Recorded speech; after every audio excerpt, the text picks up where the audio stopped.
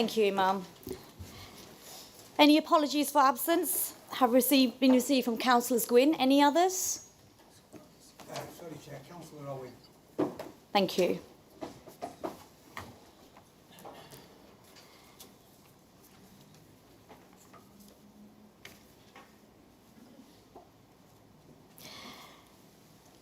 Councillor Cooney, if you could move the minutes of the meeting of the Council held on the 5th of December.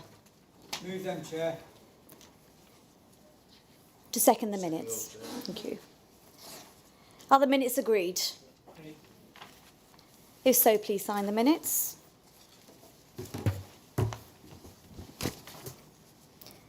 Are there any declarations of interest? Thank you. I welcome each of you to this annual meeting of Tameside Council. It's good to see you all again, and I trust you are all ready for the important work that awaits us. We are joined by our Tameside Youth Councillors and Melissa from the Youth Service. Welcome to you too. It is really important for our young people, our future generation, to engage in civic life and democracy. I am pleased you can join us.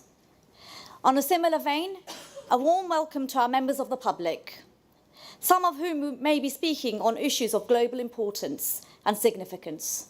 Peace to us and peace to them all. Sadly, as it is too often the case at meetings of full council, it is my duty to report some more deaths that have taken place since we last met. Mrs. Maureen Grundy, wife of the late Denton South Arthur Grundy, was Deputy Mayoress of Tameside in 2002 to 2003. Sadly, we have also further lost one of my own predecessors as a Mosley representative, Roy Etchells, who was a character in every sense of the word. I'm sure you'll join me in extending condolences to both families. In the few months since December, when we last met, I am pleased to tell you that my schedule as Civic Mayor has been quite rightly busy, but also impactful. I'm continuing to make a meaningful difference in every engagement I can, representing our borough and meeting the amazing people of Tameside. When I was installed as Mayor last May, I made it clear that I wanted to do my best to bring our varied communities together, demonstrating the love and the understanding that exists, and emphasising the contribution they all make to this place we call Tameside, a borough that will celebrate its Golden Jubilee in less than a month's time. I absolutely believe Tameside has achieved a vast amount over the last 50 years. There is much to be proud of, and as Civic Mayor, I have been proud to contribute to that tradition. Over the last few months, despite the turbulence we are all feeling in this world, the Middle East war, the cost of living crisis, the vulnerable lives for many people, I still have a responsibility to continue for the people of Tameside, and in particular for my charities. For our mayoral fundraiser, I hosted a curry night for the residents of Tameside, which then followed with a business networking dinner, both at the award-winning Indian Plaza in Audenshaw. Despite taking place in early January, when charity fundraisers don't do too well, we actually had an excellent attendance of our businesses. Over 80 people attended. The event was very well supported by Tameside's diverse business community. We were also joined by the leader, deputy leader and our executive member. Thank you for your support. We raised more than £2,000 on the business dinner alone.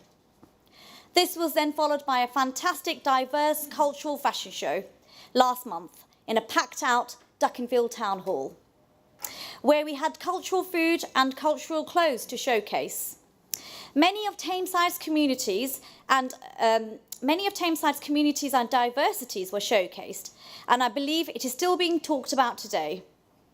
I cannot thank key members of the community that helped me run this and ensured that there is zero cost. I thank them for their generosity. Then the weekend just gone, I hosted another fundraiser, the annual charity ball, Tameside's first Bollywood ball, which once again brought together many communities from Tameside to enjoy all things Bollywood. My office is still receiving messages and emails to say how successful it was. I am pleased to announce that a whopping £9,000 was raised, and we are still counting.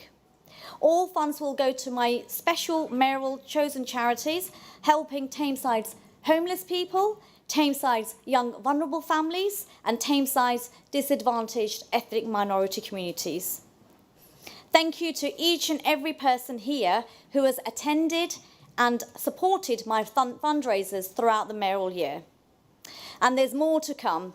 Yes, we do not stop. As I said from the outset, when you are given a position of responsibility, you must give it your all. This Friday afternoon, to mark International Women's Day, I am hosting an Ascot-themed afternoon tea where we will be celebrating our women and fundraising for my 3 charities that are close to my heart. If any of you would like to attend, please do let me know or let my office know.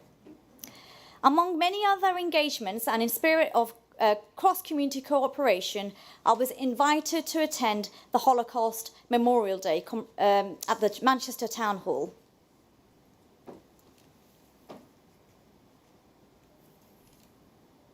I have had a record number of engagements, hundreds these last few months, and I'm afraid I cannot list them tonight. We have lots to get through today. I have also ensured I have continued to meet our young people through the borough schools. I have presented to many schools across Tameside, including West Hill in Stalybridge, Lawrence Rycroft in Audenshaw, and Cromwell High School in Duckenfield, which has actually captured my heart. Leader, Duckenfield councillors, I urge you to visit, if you have not already done so, this special school. Special pupils of mixed abilities, all being catered for in an amazing school. It definitely brought a tear to my heart, to my eye and heart. Additionally, I welcomed pupils from Moseley Hollands with their international exchange students from Germany. I'm due to visit Audenshaw boys and Fairfield girls. I would like to take this opportunity to announce that Ashton Central Mosque has recently been awarded the best run mosque in the whole of the UK by the Beacon Awards for community engagement and positive change. What an achievement. I say that again, what an achievement. Tameside has the country's best run mosque. And bigger news yet for me personally, my respected chaplain, my imam, Moeddin, has won the most impactful imam in the country. How privileged are we? We are proud. We offer our congratulations to you and to your team. A big round of applause.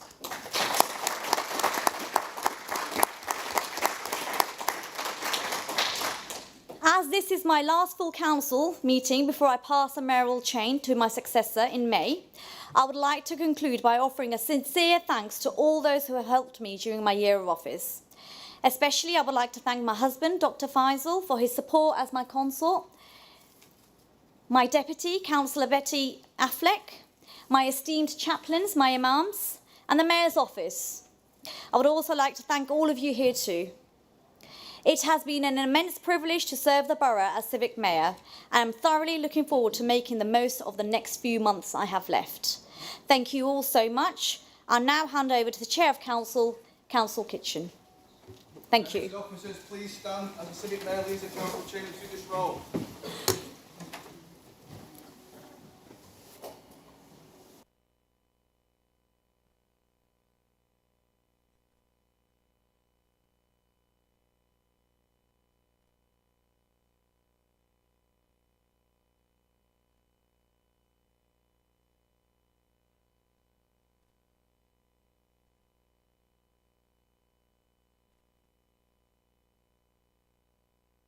Agenda item 5, communications or announcements. Councillor Taylor would like to make an announcement.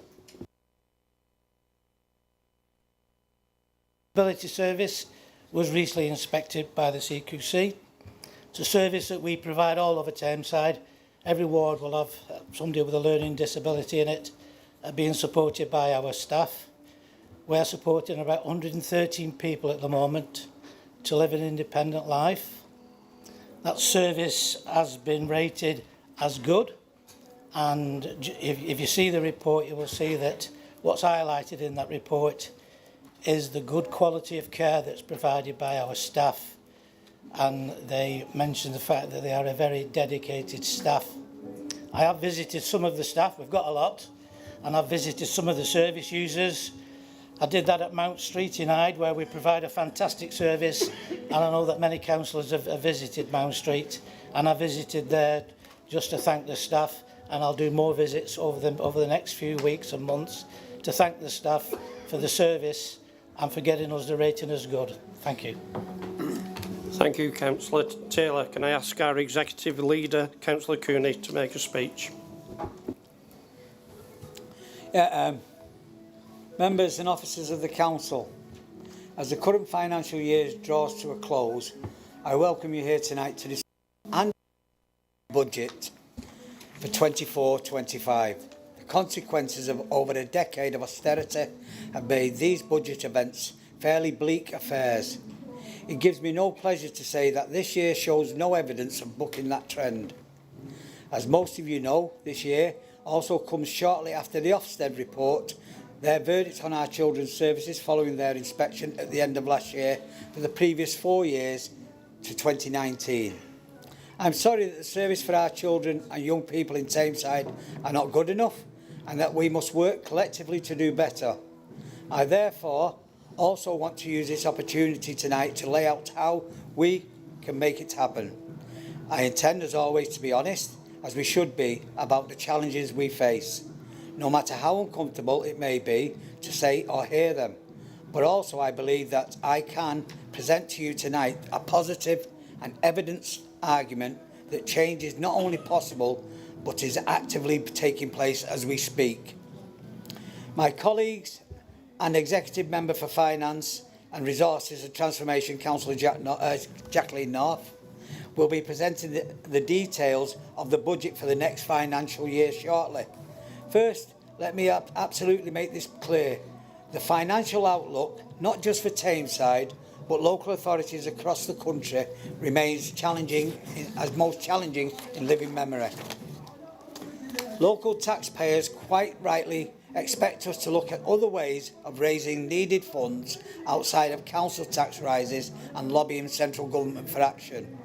Our inclusive growth strategy, which underpins our medium-term financial strategy, commits us to unlocking and maximising all appropriate resources of revenue. This includes moving forward with the development of Godley Green and other housing and employment allocations in the Places for Everyone plan, providing vitally needed housing and jobs for local residents while also increasing our council tax and business base rates. It covers making the best use of the levelling up funds for our investment projects in Ashton and Stalybridge and moving forward with the creation of the mayoral development zone covering Ashton, Moss and St Petersfield and other areas with the plans we have in place, including Denton, Hyde and Drawsden. We're also exploring how best to leverage our assets at a regional and national level. Two examples of this are the Greater Manchester Business Rates 100% retention pilot, which benefited us by nearly 3 million in the last year, and investment income from our holding in Manchester Airport, which is expected to deliver over 5 million in 24-25. Over the past few months, the Council's leadership team has been hard at work raising and refreshing our corporate plan. While previous versions have served us faithfully during its time, the restructure of local health service combined with the double impact of COVID-19 pandemic and the cost of living crisis meant that we did not take into account the radically changed circumstances that we now face. This new corporate plan will set out the context and framework for the Council's approach to services, development and delivery. It will be supported by a number of key strategies and plans, monitored through progress updates on the key projects and revamped scorecard. In the course of developing the plan, we also request that the expertise of the Local Government Association through their Peer Challenge programme. This was viewed that we needed to get on and publish our plan as soon as possible, and hence why it's here today. I want to briefly touch upon the Places for Everyone plan again. as it's crucially important to securing the economic, social and environmental prosperity of the borough. Furthermore, it will underpin the delivery of many of the aims and objectives within the corporate plan and other priorities such as our environmental strategy, ambitions for inclusion growth, transport infrastructure and much more. The course of the development of Places for Everyone has been long and at times bumpy. Following the approval by the Cabinet in the summer of 21 to consult and submit the plan to the Secretary of State, the plan has been formally scrutinised by the Secretary of State's inspectors, and I'm happy to announce that earlier this month the Council received their official report. The inspectors have concluded that, with some minor modifications being made, the plan now satisfies the legal requirements of the Planning and Compulsory Purchase Act 2004 and can be found sound. This is a huge achievement for the Council and Greater Manchester Councils, a significant milestone that marks a successful conclusion and the examination process. While the plan does include limited release of Greenbelt, now that we have an up-to-date plan in place, we have a solid grounding to vigorously fend off unwanted development on our remaining Greenbelt land and designated employment sites. It also sets us on a sustained pathway towards net zero. To give us two examples, all trees lost through the development will now be replaced at least on a 2-to-1 basis. New housing will be required to not only meet the national minimum space standards, but also to be adaptable to the future, helping people to stay in the comfort of their own homes into their later lives. The other 9 Greater Manchester local authorities involved in the preparation of the plan either have or will consider its adoption over the coming days, as we will discuss it ourselves here this evening as part of the agenda. As I touched on earlier, following the inspection of Ofsted at the end of last year, we have returned a judgment that our children's service is inadequate. We acknowledge and accept this decision, and I want to state tonight that it is absolutely our priority to accelerate our improvement journey for children and families in Tameside. The report comes as no surprise to us, as we raised concerns with Ofsted ourselves in August 23 last year, when we took steps to bring in new leadership. Inspectors noted that, and since that time, swift and decisive action is being taken to improve the management oversight, raise the quality of social work practice. Ofsted also importantly noted that the leadership team has already taken that swift action with the multi-agency safeguarding hub, the MASH, to restructure the service and increase capacity to protect children. Yeah, can I just raise a point of order? I'm very sorry. Yes. I'm struggling to hear it. I'm very interested what the leader's got to say, but I'm right next to this music outside and I can't hear what the leader's saying, and neither can some of the colleagues at the back. Yeah, I fully appreciate that, Councillor Fitzpatrick.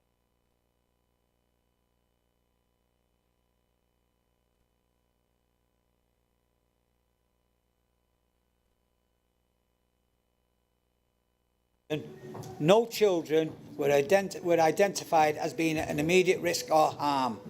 I'm also pleased that the report acknowledged some areas of good practice, including our work around children at risk of sexual exploitation, the progress of children in care and care leavers, our early help offer, and strengthening of the governance process within the service.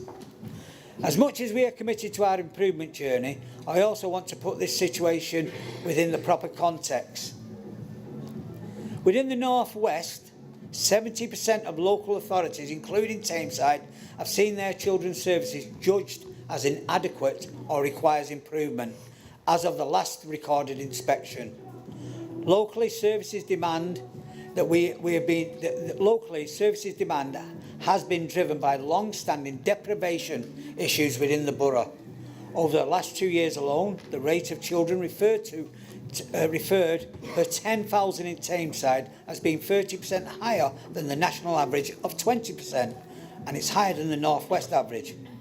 Deprivation also plays its part in the large number of cared for children in Tameside, which currently stands at 124% of 10,000, compared to 71% of 10,000 nationally.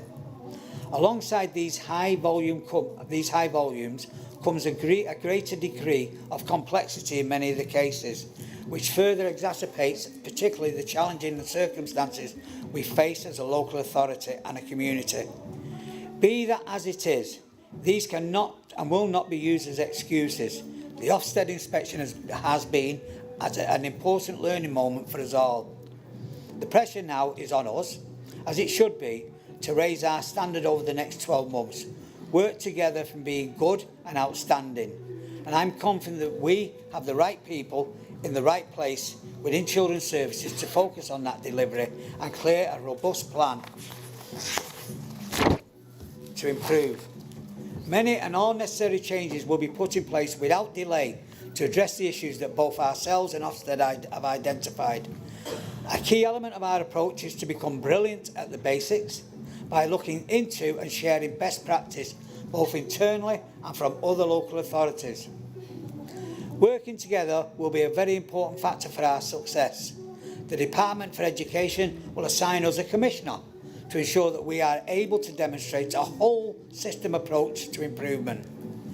We are confident that we will be able to demonstrate our ability to improve outcomes by cooperating and collaborating hand in hand with partner organisations, with children always at our focus.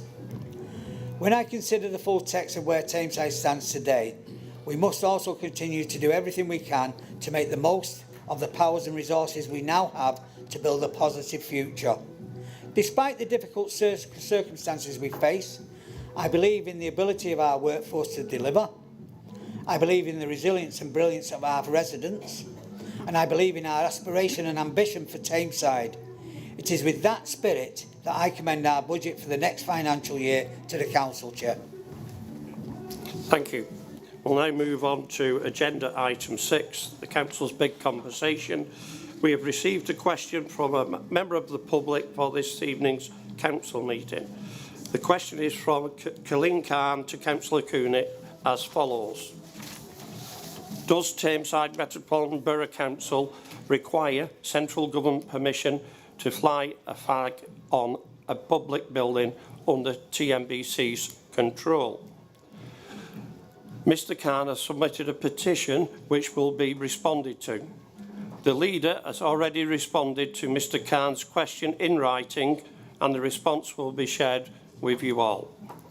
I'm now moving on to agenda item 7, joint meeting of the Executive Cabinet and Overview Panel. Councillor Cooney, just to move. Yeah. Could I just say, seconded, that we will not be taking any questions on the budget under this item because it will follow under item 8. Any questions or comments? Councillor Dickinson. Thank you, Chairman. I've got I've got comments on the 20th December meeting and the 24th of January. Shall I do them both in one? Okay. 20th of December. This is just a comment to correct the minutes. In attendance, Councillor Fairfell, Councillor Kitchen. Apologies, Councillor Fairfell, Kitchen. So I assume one of those statements is correct. Minute 99, Ashton Old Bath. The report says that the Council will remain committed to future proofing and building on the successes of Ashton Old Bath. Well, if it's that successful, should it not at least be breaking even by now? Any business could be a success if it had taxpayers' funding behind it. I read a report in the Ashton Old Bath Innovation Centre which said it would be self-funding or at least breaking even after 3 years of operation. Well, it's now 7 years. So is this because it's not the success we expected or bad management? That's my first one, Chairman. Second one, 24th of January minutes, item 7. Again, attendance, Councillor Kitchen, apologies, Councillor Kitchen in attendance. Minute 110, Stalybridge Town Centre Delivery Framework. I've been on regeneration panels for Stalybridge longer than I care to remember, so I was a little perturbed when I saw this minute. There is the Stalybridge Project Group and Stalybridge Delivery Group, and I have never seen this full document at either panel. Yes, I've seen pages of the framework delivery document, i.e. the one about Waterloo car park, which I thought we were still in discussion about, and a couple of others, but I've never seen the full document in the format it went to the executive meeting. And after all the work Stalybridge Council has put into the regeneration programme, I would have assumed the full document in the format it went to the executive would have come to the Stalybridge panel for comment before it was signed off by the executive. This document will be a material consideration when consulting on planning applications and a guide to development in accordance with the principles within the framework. I did know Castle Street car park would be used for residential eventually. I didn't know that the small car park on Castle Street was for residential until I read this document. So before this minute is passed, could it be deferred until the document has been sent out to the Stalybridge Project Board or Stalybridge Delivery Group for discussion at the next meeting? We only have one chance at this, so discussion and agreement is vital. Thank you, Chairman. Councillor Fitzpatrick. Thank you, Chair. I rise on 2 minutes, minute 118, urgent item on 22nd of January and minute 130 on the 14th of Feb. On the 22nd of January, minute 118, I'd just like to correct the statement. It says Markey Street, Hyde, on the 22nd of January 2023. It's Meadow Street and it was 2024.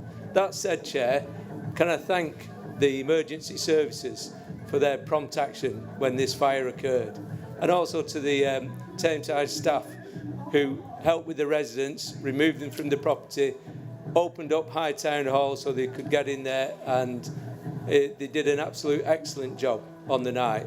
And following that, the virtual company that was in there were housed then in Hyde Town Hall, saving at least 20 jobs.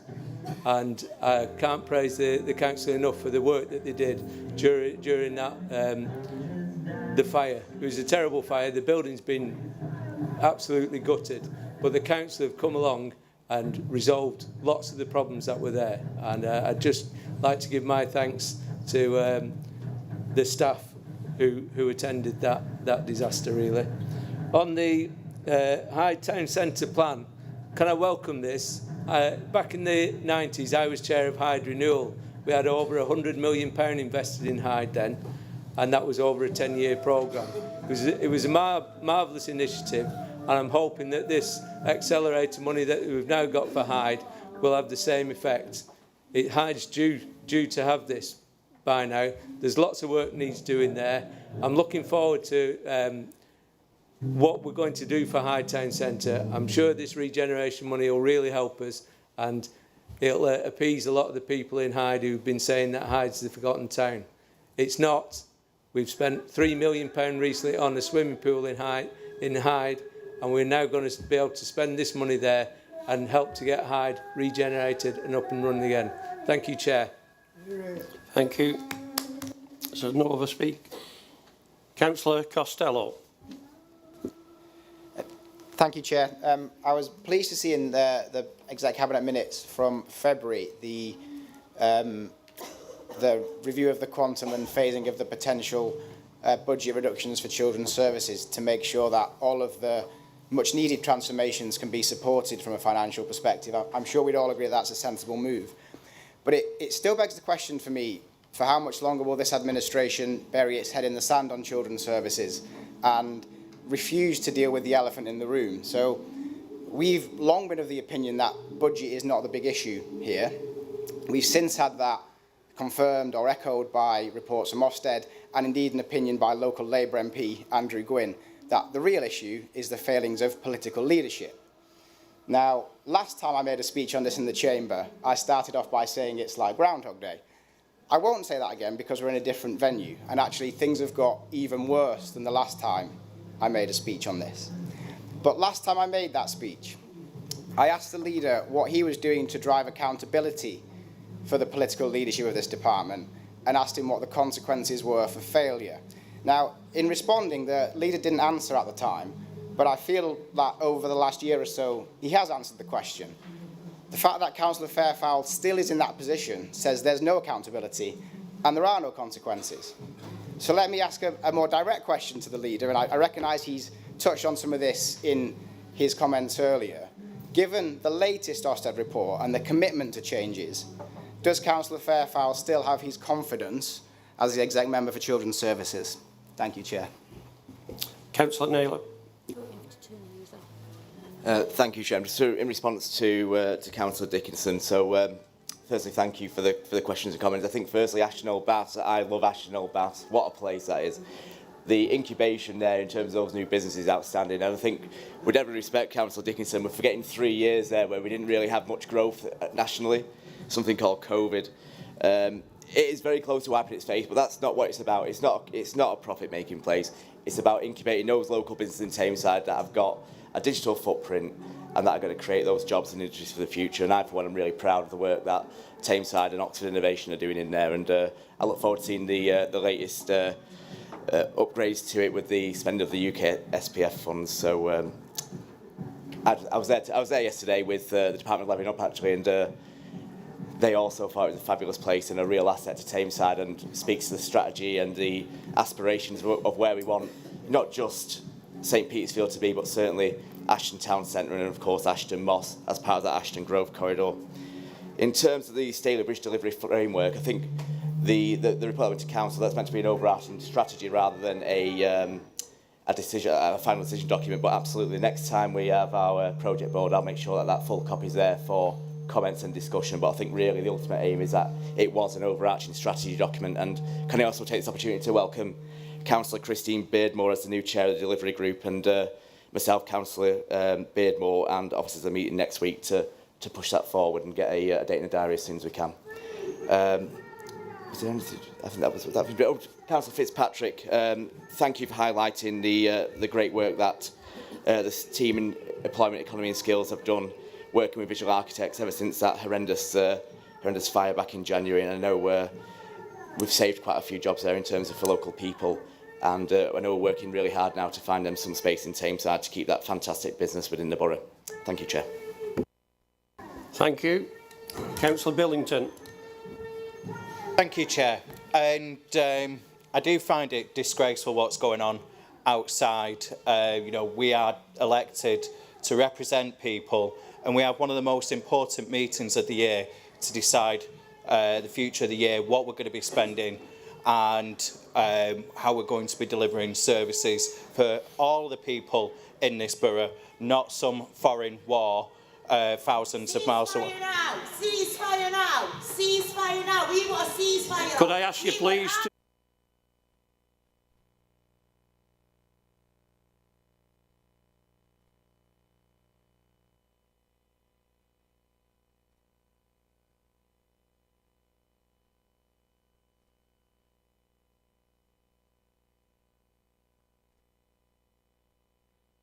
Councillor Billington, we still need somebody removing from the public gallery.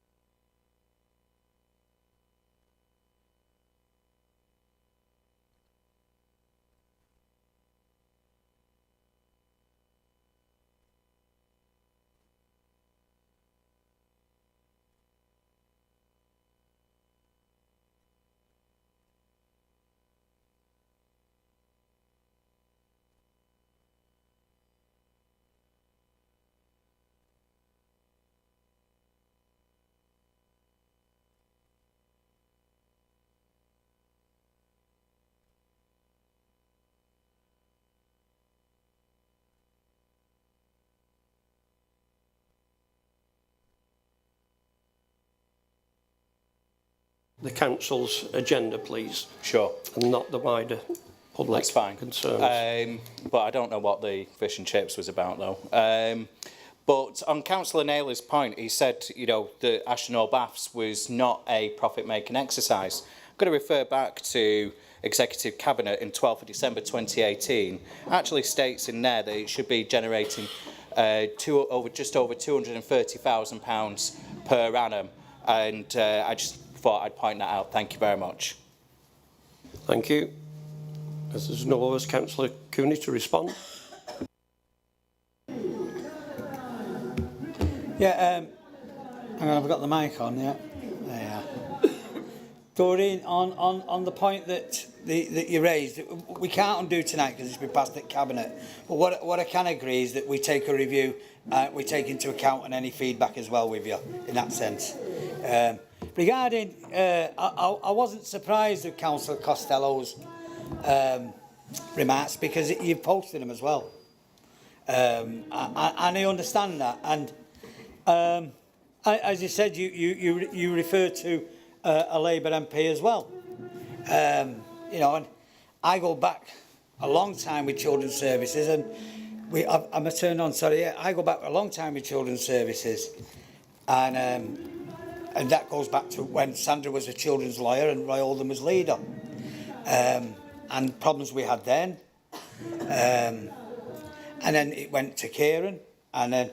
But what we've always done from Kieran and from Brenda and myself is that we've always given more money for it. There's a belief that it's money, it's short of money.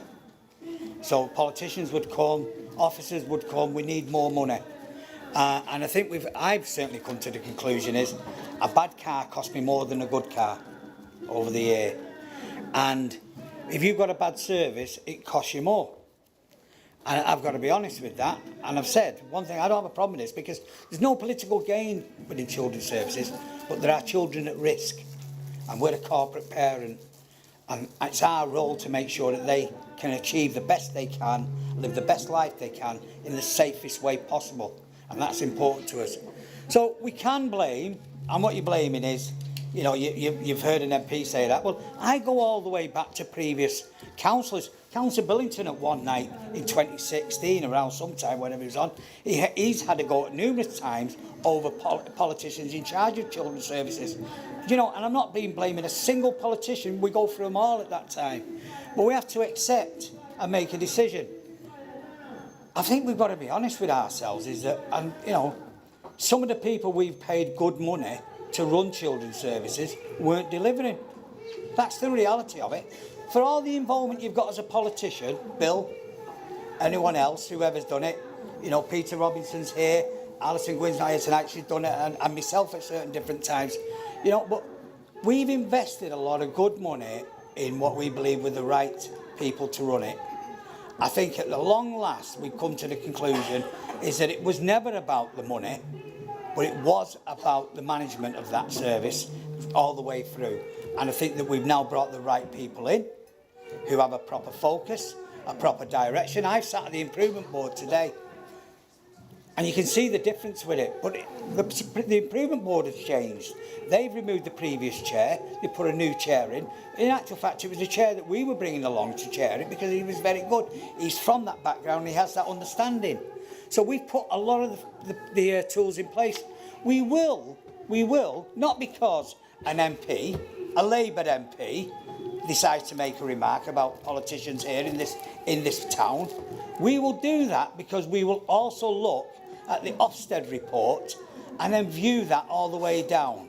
So there'll be no change. And I spoke to Bill about this because Bill has also said, what do you think should I go? And I said, no, we're not going to rush. First of all, let's get the things in place. There is an AGM in May and we will have a look at that. But we're not going to just react today because of the Ofsted. What we will react to the Ofsted is start putting the things in place. I'm pleased because one thing the Ofsted said, and it starts in August of last year, you were one of the few councillors that missed the training night, is that the leadership that we brought in, they see is right. And they're taking us in the right direction. And that's what I'm more pleased about.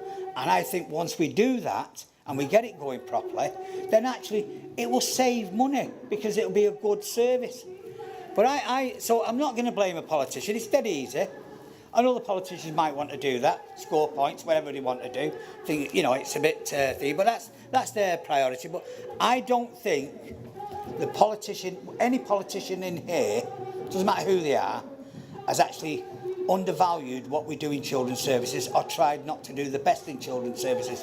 I do think it's a combination. I think the biggest asset we've now got is the right management structure, and you work in that area, you understand that. A failing company, you look at the management structure and remove them. I mean, some people might say that about Manchester United at the moment, you know.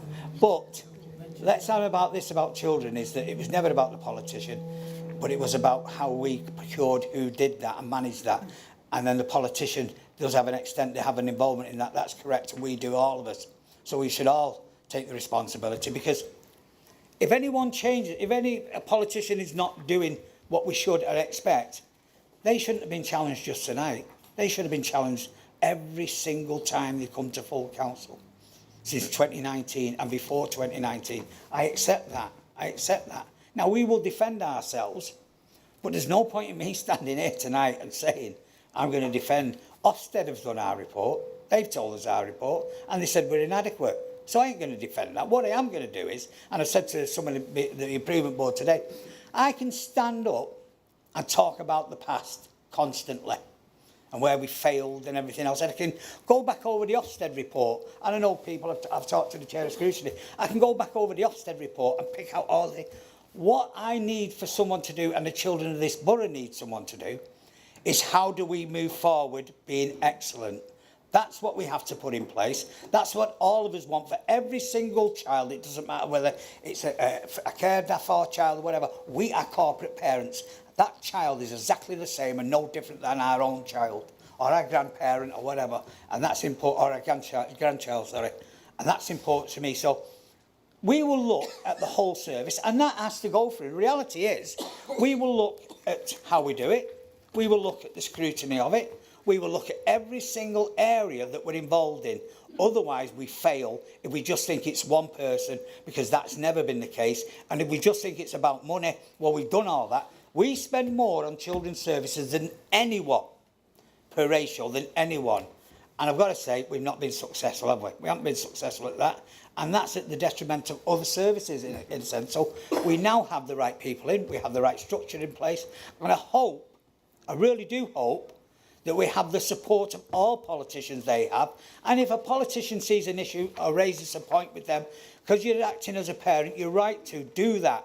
Do it directly with the director. Do it directly with the chief exec. Raise it with me or raise it with Bill or whoever it is. But raise it. That's important to me. That's more important. So scoring a point here tonight whether Bill should go and it's Bill's fault, not really. I think that we've put a lot of money into a service that, to be fair, has been badly managed at the senior level. And I do think, I really am pleased with what we put in place now. You know, and sometimes, you know, but it's important that I'm honest about that. I'm not going to kid anybody. It's not my style anyway. What I will do, and what I do hope, is that when we move forward as a collective, looking at the future, putting in the resources they need, and it's not necessarily money, getting the partners involved like we should do, making sure the right people are chairing the right meetings in the right direction, and information's correct that's coming in, so we have a scorecard.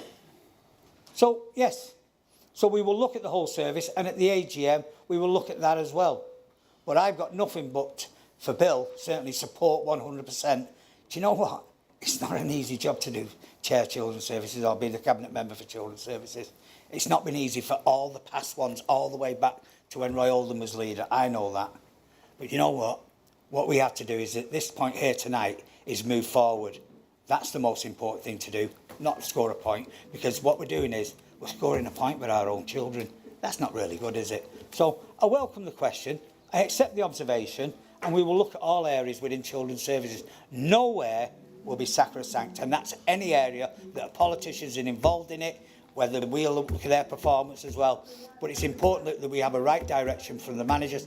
And also, and I'm going to say this here now, dealing with the chief exec, the actions we took in August, and there was a lot of criticism at the time, were right. And that was after the discussion between myself, the chief exec, and Bill. And that was right. And I think that I'm pleased about that, because for too long, we just thought it was money. And chief execs had to make the decision with us as well. And they had to stand that, because it won't be me talking to an officer saying you're not here. It'll be the chief exec, or it'll be the HR who'll be doing that. So it's through that leadership as well. It's the leadership of this council which has changed, and I've got to say 100% in the right direction. So that's all I'll answer. That's my answer to both of them, Chair. Thank you.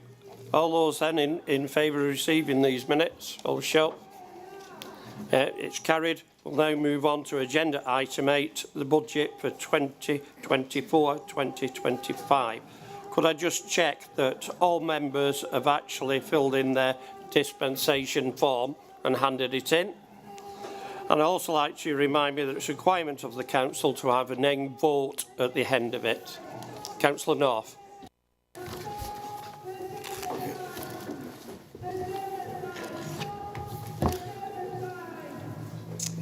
I will do my best to be heard.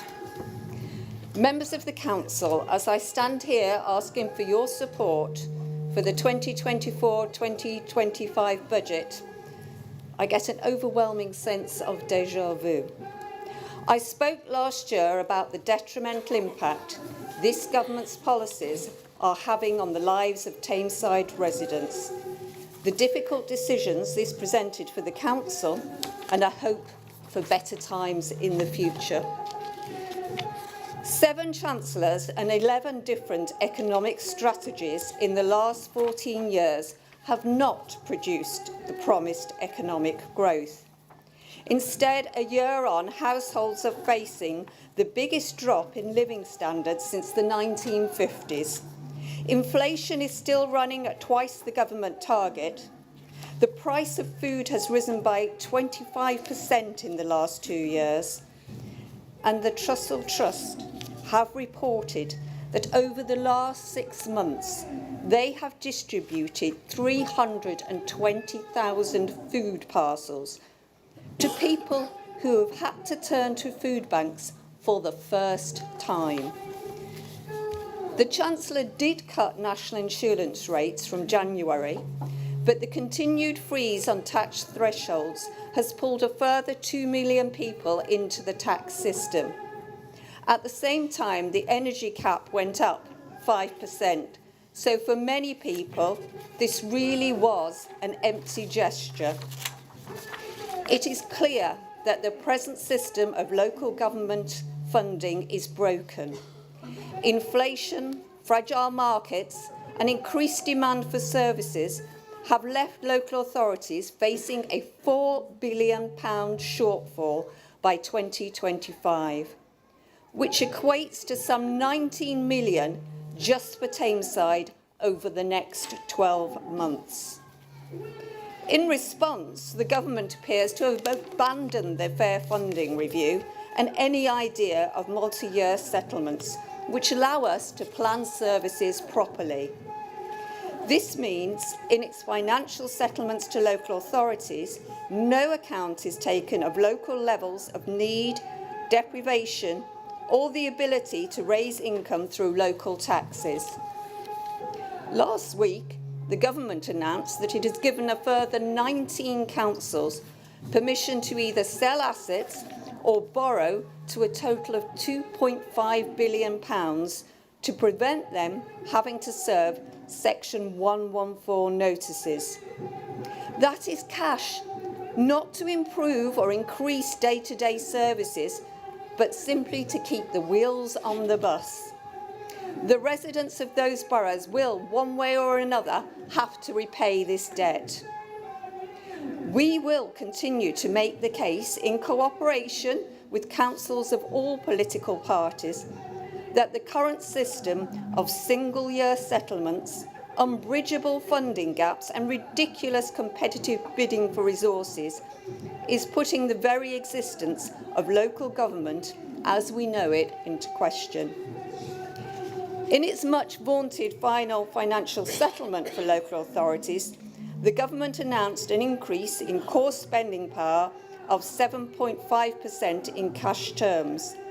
But, as in 2023-24, this figure includes an assumed combined general council tax and social care precept increase of 4.99%. Essentially, the government expected us to raise council tax by the maximum permitted as part of their calculations. In Tameside, the impact of this settlement is an increase in core spending power of 15 million over 23-24, including the expected rise in council tax, which equates to just over 5.7 million. This situation could, of course, be much worse. But after much lobbying of Michael Gove, he announced 600 million in additional funding to local authorities nationally, 500 million of which is to support pressure in adults and children's services. We will, of course, say yes to the money, but it doesn't even begin to plug the real national funding gap, as estimated by the Local Government Association for these services at £1.6 billion. Tameside's share of this additional funding for adult and children's social care is 2.4 million. But here's the problem. The government has failed to acknowledge the true level of the increased demand we are facing and the complexity of that care and the above-inflation price rises from providers in what is an extremely fragile market. This can clearly be seen in the fact that the social care grant uplift in 24-25 is 6.25 million for Tameside, but the expected growth in our costs is £12.5 million higher at 18.75 million. Instead of dealing with the problem of social care, government is trying to push all the burden onto local residents through council tax. Taking children's care on its own, the McAllister Review proposed 2.6 billion be provided over 5 years. The government has committed only 200 million for pilot schemes. And it's worth pointing out that in 2022, the biggest providers of children's care in England made profits of more than 300 million. Many of these are owned by private equity firms.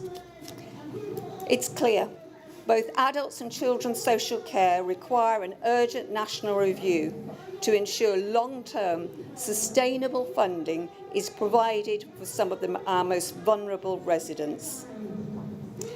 Meanwhile, as the government dithers over repealing Section 21 notices, homelessness has continued to increase across the country. Here in Tameside, we have seen a year-on-year increase of 35% in households in temporary accommodation, with a 25% increase in the number of households with children. The market has reacted. There is now a shortage of temporary accommodation, with the inevitable increase in the cost of that accommodation. The remaining 100 million of additional funding Michael Gove announced was to support the General Services Grant, which had been cut nationally by 85%. This grant had been used to support homelessness pressures and the costs of running universal services such as waste and highways. Tameside's share to replace the 2 million we lost through this cut is a paltry £36,000. And it goes on. We can only speculate what the Chancellor might include in his budget tomorrow, but I hope he will listen to the pleas of many of us and continue with the Household Support Fund, which this year has provided £4.4 million extra help for Tameside residents and has been used to give school meal vouchers for children in need during the holidays and help for those struggling with very basic living costs. Looking back over the 14-year life of this government, its budget choices have reduced the council's real spending power by around £700 per household. In looking to set this budget, that takes our cumulative cuts to £250 million, with a further 70 million of cuts and savings required to balance the books over the next 4 years. Councils across England have spoken of the challenges of rising costs alongside unprecedented demands on social care and homelessness. Here in Tameside, the impact of inflation and additional service demands across all of our functions have added further budget pressures of £35.3 million for 2024-25, of which 53% is in social care. In order to balance these demands against income, when drawing up the new budget, we have had to identify new in-year spending reductions totalling £11.83 million. Every day, the Council delivers over 800 services that residents rely on, and the only way we can both sustain these and deliver a balanced budget, even with the spending reductions we have identified, is to follow the government guidance and increase council tax by the maximum of 2.99% plus the 2% adult social care precept for the next financial year. This means that typical Band A properties, which constitute the largest share of Tameside's housing stock, will pay an extra £1.11 per week in council tax. For larger Band D properties, the increase will be £1.66 a week. This is not a decision that we have made lightly, and in doing so, the Executive Cabinet has considered evidence and feedback from a range of sources, including expert opinion from our officers, discussions at overview and scrutiny committees, and the findings of our public budget conversation that ran from December to February. Concerns have been raised in many quarters about the general financial sustainability of the local government sector. But Tameside residents can be reassured that the most recent analysis by the Office for Local Government shows that on the key metrics of levels of reserves and debt, Tameside remains in a stronger position than many. The leader has spoken about the 5 priorities for Tameside, and the budget is focused on achieving these priorities within the financial framework we have. To continue to deliver the services so many who live and work in the borough rely on and deserve, we have worked to find efficiencies, looked at best practice, and sought to maximise income and savings without compromising service delivery.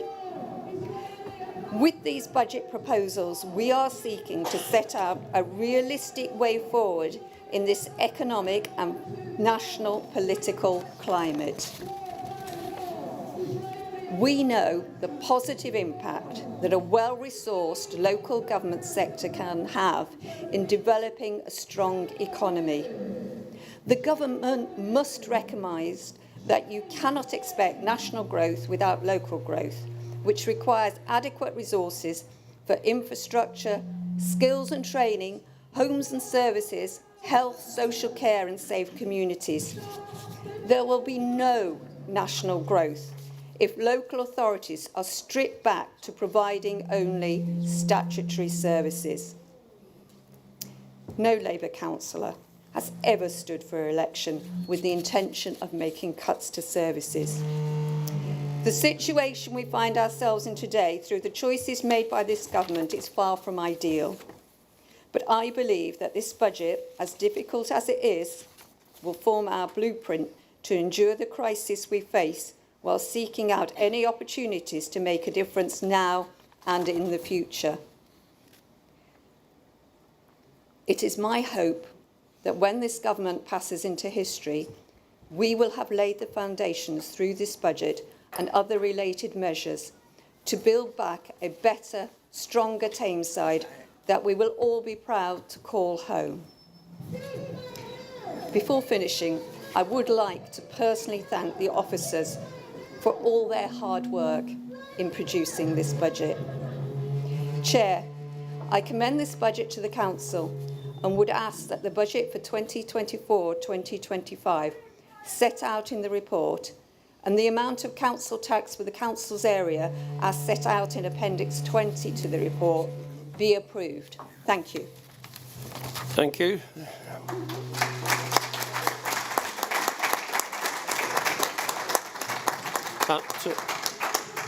Is that seconded? Yeah, seconded, Chair. Could I ask if there is an alternative budget to be put before us? Right. I read on social media the Tories couldn't be bothered. It's nothing to do with not being bothered. It's the fact that it costs officers and time, and no, it's not an excuse. No, it's not an excuse. You put in the council tax up, and I'm saving money because it costs hundreds for officers. And let's be honest, there's 51 of you and 6 of us. It's not going to pass, is it? There's only 60 years.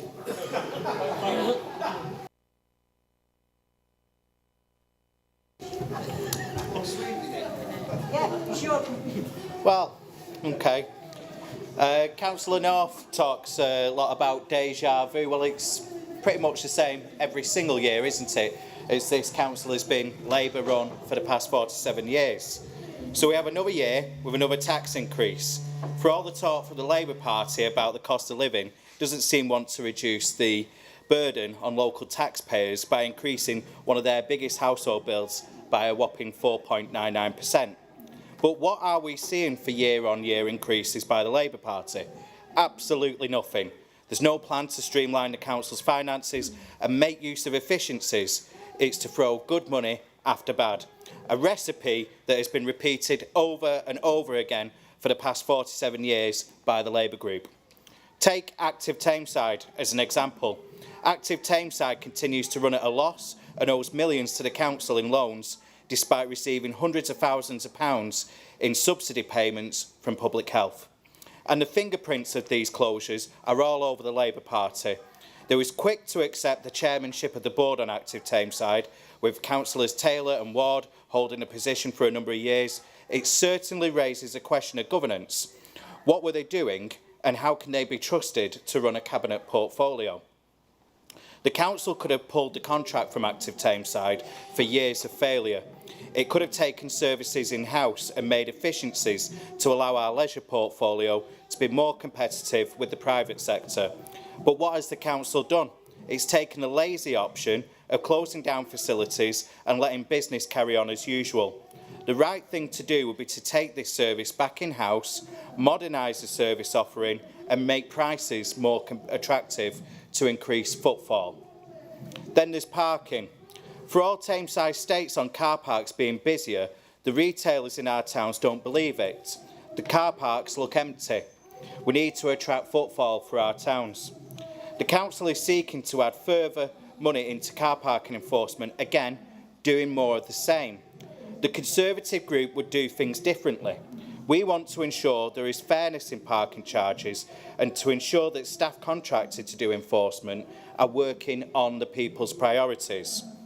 We would introduce schemes to encourage businesses to open longer hours so that people commuting home can shop local, and introduce free parking after 5 p.m. and all day on Sunday. We'd invest in ANPR cameras on council-owned car parks and reverse the charges, the increase in charges that we've seen brought in by Councillor Jackson. This will ensure that revenues are collected and enforcement can tackle other issues in our town centres, like litter and fly tipping. On the economy of Tameside, this borough continues to lag behind its Greater Manchester neighbours. Jonathan Reynolds, MP for Stalybridge and Hyde and Labour's Shadow Business Secretary, said recently that Labour is a party for all business. As Reynolds was a former councillor along with his wife, I think he lost the memo when he was meant to be leading by example in Tameside, because heaven forbid this country is run like Labour runs Tameside. Despite £60 million in levelling up funds for Ashton, Stalybridge and Denton for shovel-ready projects, it would seem that nothing seems to be getting done. Ashton has had the money for over 3 years and Ashton Town Hall remains boarded up. But we've seen plans to install an Imperial Star Destroyer in the form of a canopy over the outdoor market ground. It's like Ashton Bus Station. That's been rebuilt more times than Share's done a comeback tour. But unlike Share, nobody's asking for a new market ground. Then there is Stalybridge. Whilst other authorities have cracked on with regeneration, people have been asking for Stalybridge Civic Hall to be turned into a food hall like Aldringham Market, Foodie Friday or Street Feast should have shown the council that demand was there, but with a lack of vision, they continue to sit on their hands, all the while our borough falls behind. The Heritage Action Zone has been one giant mess, with public realm works going over schedule by 2 years. Money from the HAS was supposed to repair the roof on the Civic Hall, but that ended up being profiled into the Levelling Up Fund. What has it delivered exactly? When I saw the drawings, I thought it did look good. But what is the council going to do with enforcing takeaways, planning and overflowing bins? We was told it was just an artist's impression. Well, what a waste of money that is. And in Denton, in a levelling up bid to government, the council wants to spend money on a cycle lane around Crown Point. Thankfully, nothing has been done with that because people I speak to don't want more cycle lanes. The common theme here is the council's procurement with the LEP. Rather than use in-house engineers, this council decides in its wisdom to outsource it to the LEP. We've seen considerable delays and budget overruns, with Hyde Baths going over budget by double and the Civic Hall roof going from £800,000 to nearly £4 million. The council should look to Andrew Gwynn MP and his wife, Councillor Gwynn, if speed is of the essence, because those builders got that wall up in record time. But I would have serious concerns over the budget. £130,000 for a new wall around an end semi is a bit excessive. Perhaps he got the LEP to procure it. It is unfair to place this blame on Councillor Naylor, who has inherited a mess from Oliver Ryan, that well-known Burnley lad. Under Oliver's tenure as Cabinet Member for Finance and Growth, the budget quadrupled £20 million. The Conservative group would bring this back to 2017 levels. We would therefore place a one-off £15 million of those savings into converting an underperforming secondary school into a grammar school. Tameside again has lagged behind on education, and this is hampering our economic growth. It's putting off large employers and creating a brain drain. This should not be a controversial subject. Look at other boroughs like Trafford, where they have grammar schools. You have good outcomes in academic attainment, housing and employment. I want to see Tameside more of a resilient borough that starts with the early years. A grammar school would signal that Tameside welcomes and champions success. It will bring in highly skilled employment we need and the higher band properties to plug the budget gap. And on to housing. The demand for housing cannot be ignored. I welcome the moves by the council to regenerate Stalybridge West to create a high-quality neighbourhood in the middle of Stalybridge town centre. Connected to various amenities, this should be the blueprint for any town in the borough. I do have grave concerns over the high levels of immigration that this council welcomes through various charities, the council funds. Research from Rightmove places Tameside as the third busiest rental market in the UK, with rents going up by a massive 60% since 2019. Landlords are zapping up affordable terrace homes, which would traditionally be taken up by first-time buyers who are unable to save for a deposit. That is not fair. I have seen this in my own ward of Stalybridge South. Around 2019, you could easily find a 2-3-bedroom property for around £450 per month. You're lucky if you can find one for £900 a month today. Why is this happening? Well, I was told by one resident that their landlord had been offered triple the market rent in exchange for housing asylum seekers by Serco. In addition, Serco would redecorate the property with new bathrooms and kitchens once they left. The landlord wanted £800 a month from the tenant, up from the £425 they were paying otherwise. They would face eviction.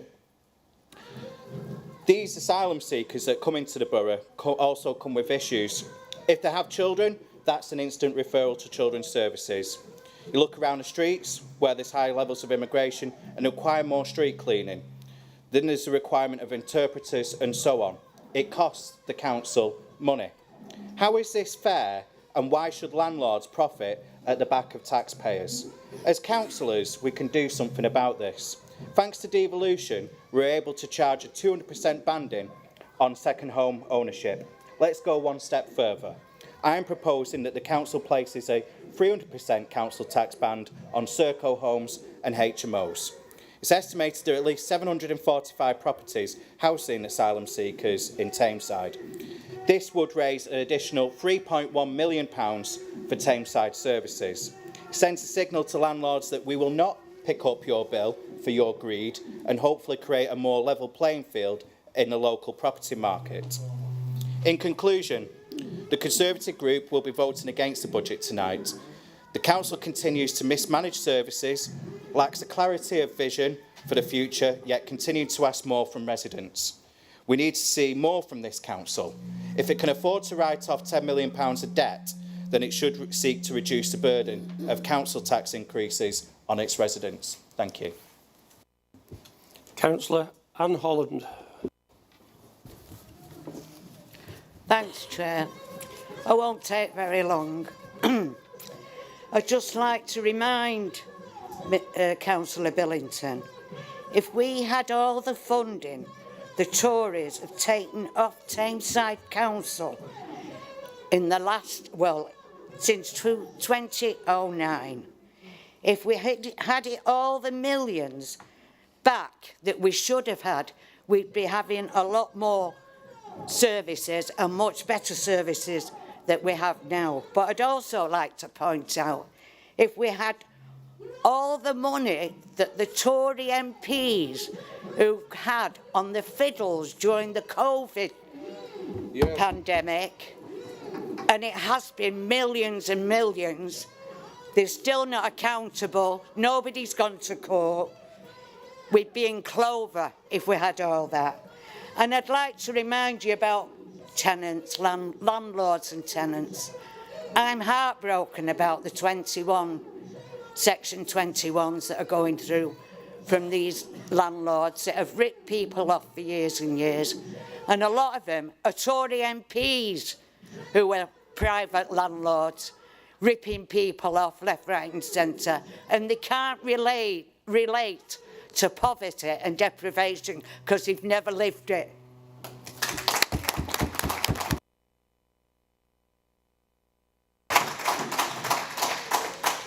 Councillor Reid. Thanks, Chair. I actually cannot believe some of the things that have just come out of Councillor Billington's mouth. It's horrific. I mean, myself as a councillor, certainly us in Denton South and the Labour Party, we look at our role as trying to bring people together, not create divisions. And I'd also like to remind you, this government has been in power for 14 years. So the number of things that you raise, immigration is a national issue, Councillor Billington, and I think you'll find that, and it's been the psychodrama in the Conservative Party for goodness knows how long. Don't bring it here. Councillor North referred to local government funding being broken. I actually disagree with that. I think everything in this country is broken, but local government is on its knees. Everyone in this room knows how difficult the last 14 years have been, setting budgets, balanced budgets, budgets that hurt, but budgets that always protect the most vulnerable. Our communities have felt it. And you've seen just recently Michael Gove's department bailing out councils that have not been able to balance their budgets.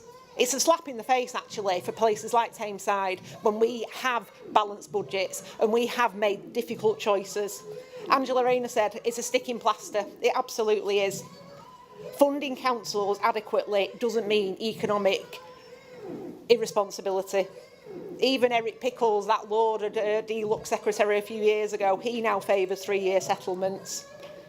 But what it does mean, it means a fairer approach. It doesn't mean penalising Northern Labour councils, so the people who are most vulnerable in our society suffer the most. And I very much look forward to when we present the budget next year under a Labour government where there is fairer funding, but with economic responsibility as well. Thank you, Chair.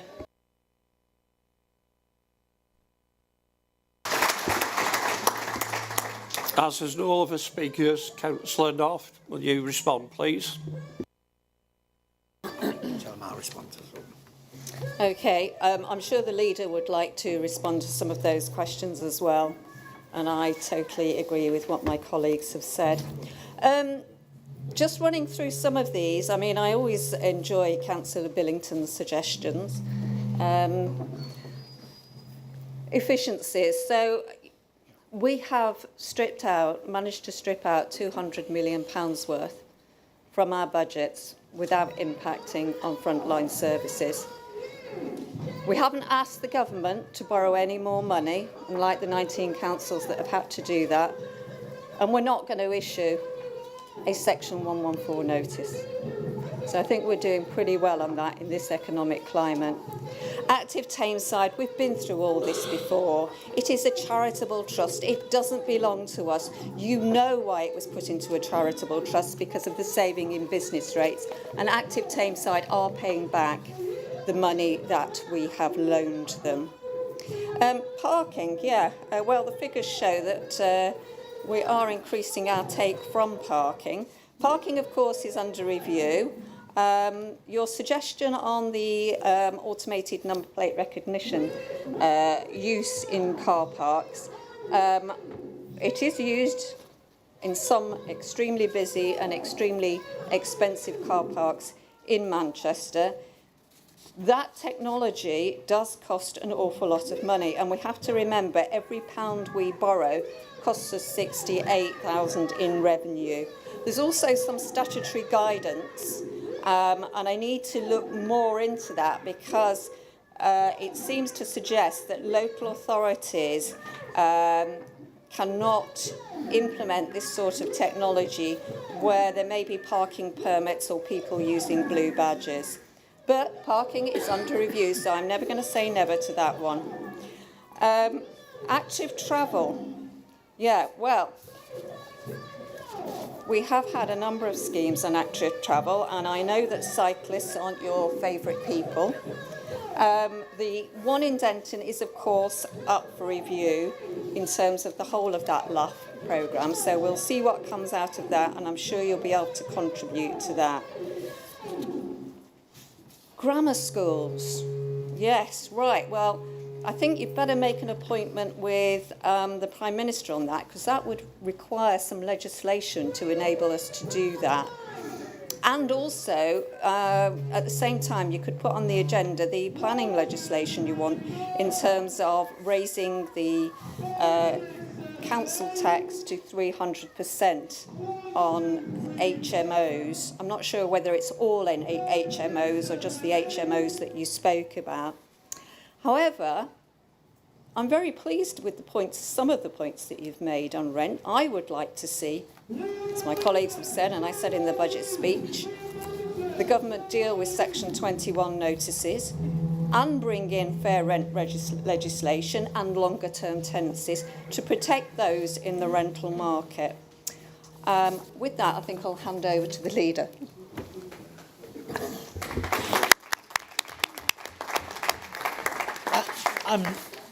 I'm not going to take too long, but there are some points which I wanted to come in on, and I think Councillor North has eloquently answered a lot of them. But I will on the levelling up, because even within my own group, it causes an issue, and I understand that. You know, you can be in Ashton or Staley Bridge or whatever.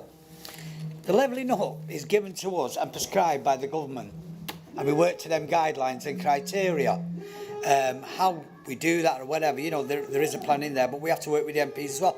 I've got to say, I welcome our 3 MPs for achieving what they have, getting the levelling up, three bids here for Tameside, and that's excellent on their part. I also, and he was referred to earlier, I've got to praise Andrew Gwynn, our MP, who yesterday in Parliament referred to the £200 million which has been taken from us, Tameside. I think we could actually, never mind close a bus, we could build a bus in every little town, and even more if we get the £200 million. We could be giving away money left, right and centre. Do you know, you can't take £200 million, and let's not kid ourselves, we cut services when we don't have enough money. That's the reality of it. Someone's not going to get something. We call it savings in here, we will do. Reality out there is it's been cut. What I do want to come on was the private sector landlords, and I welcome all that. I really do. Because if you want to sort out the private sector landlord, and I was in a scrutiny at housing last week in Great Manchester, Okay. And he said, well, you know, how do you sort that out? I said, I can sort that problem out very easily. Build social housing. The more you build them, I don't need private sector land. The growth in private sector landlords has come because you've got a government who does not believe in social housing, will then tell you it's got to be affordable, and for an association, to be fair to them, to make it affordable, they clearly have to charge a higher rent.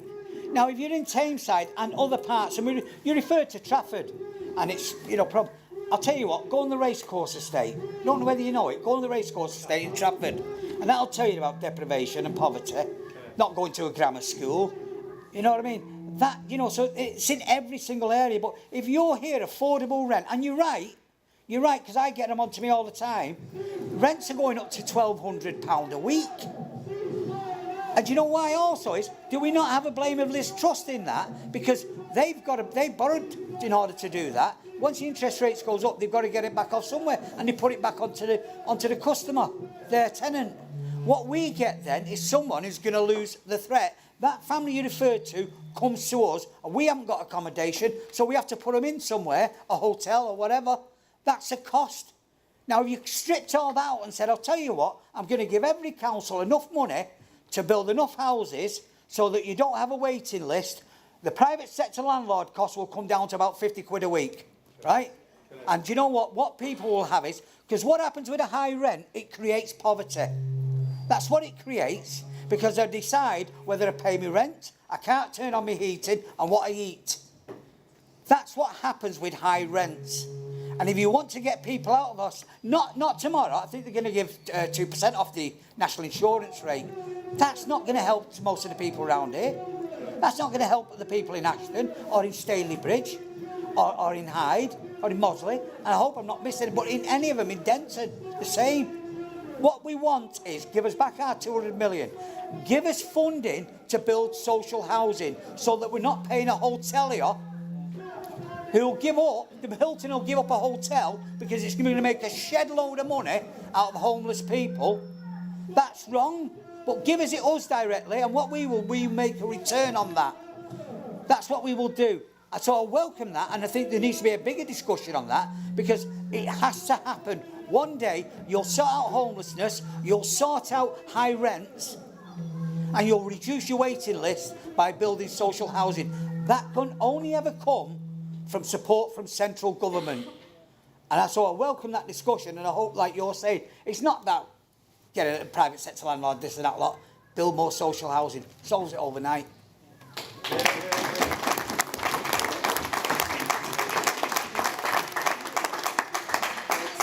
The budget's been moved and seconded. We'll now go on to the name vote.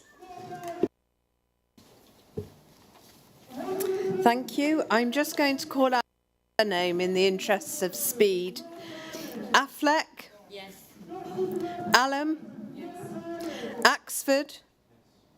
Beardmore? Yes. Billington? No. Bowden? Yes. Bowerman? Yes. Boyle? Yes. Bray? Yes. Chadwick? No. Choxey? Yes. Colborne? Cooney? Yes. Costello? No.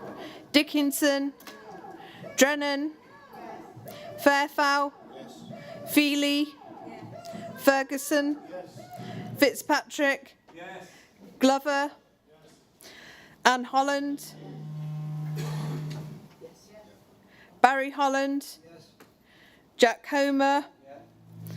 Howarth? Yes. Jackson? Yes. Jones? Yes. Kareem? Yes. Kitchen? Yes. Lane? Yes. McLaren? Yes. McNally? Yes. Martin? Yes. Mills? Yes. Naylor? Yes.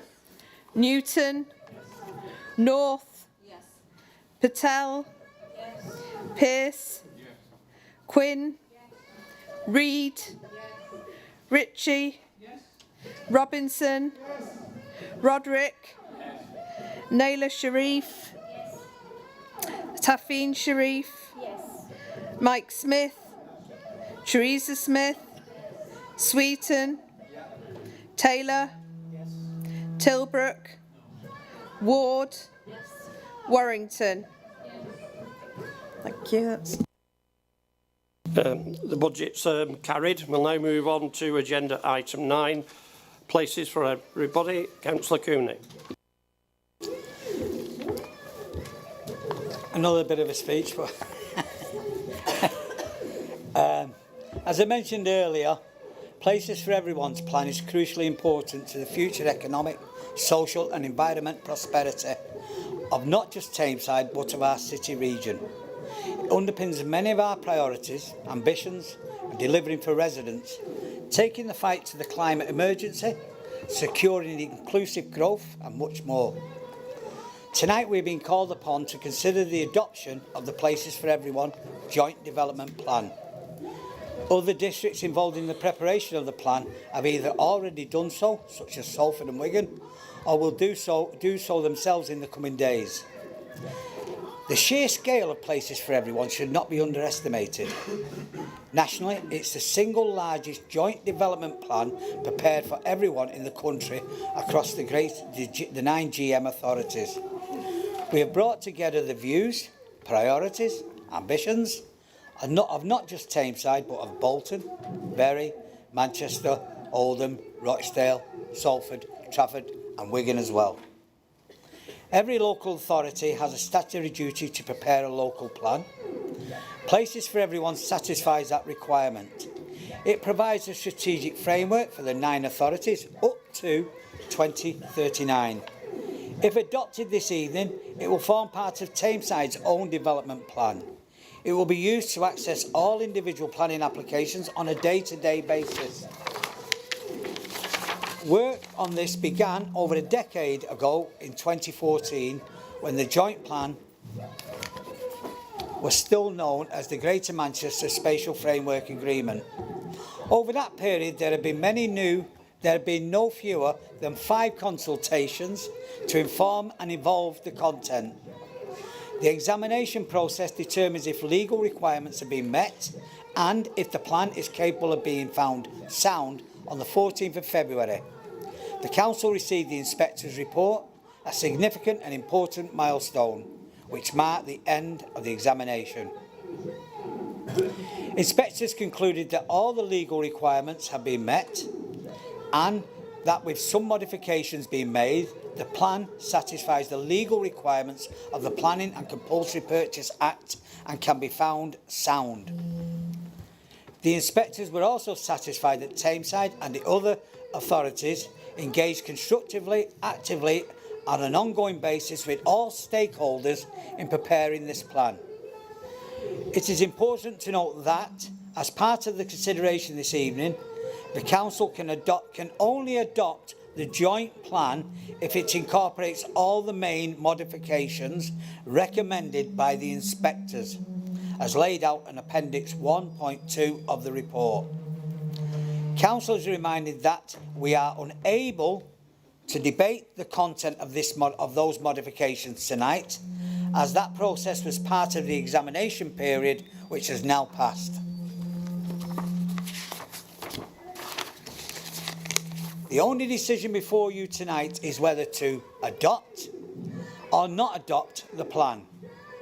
Without the main modifications as set out by the inspector, the plan cannot be found sound, and we cannot adopt a plan that is not sound. In regards to the specific details of Tameside, the plan allocates 3 strategic sites at Ashton Moss West for employment use, at Godley Green Garden Village, and south of Hyde, primarily residential uses. This will result in them being removed from the green belt. Main modifications have been made to all 3 site allocations, as there has been to all other site allocations in the GM, primarily to ensure the consistency in policy wording across the plan. There has also been a small reduction in the site allocation boundary at the South Hyde, and further details in relation to this is given in section 7 of the officer's report. Across all 3 sites, the inspectors consider the allocation to be justified, consistent with national policy and effective in achieving a sustainable development. In addition, the plan provides Tameside with an up-to-date housing target, with an average annual requirement of 485 new homes every year. The actual target sets across 3 periods, with more homes needed towards the end of the plan. This is to maintain a focus on brownfield land and help drive our regeneration efforts in town centres. Importantly, because of the working cooperatively with the 9 GM local authorities, Tameside has not had to meet all its local housing need within the borough, as housing growth has been directed in the plan towards the core of the city region, including Manchester and Salford and some other northern Greater Manchester councils. Overall, because of the plan, the total area in Tameside, which is Greenbelt, will reduce by as little as over 1.5%. However, it must be noted that we've also been successful in the GM boroughs in adding land in other locations back into the Greenbelt.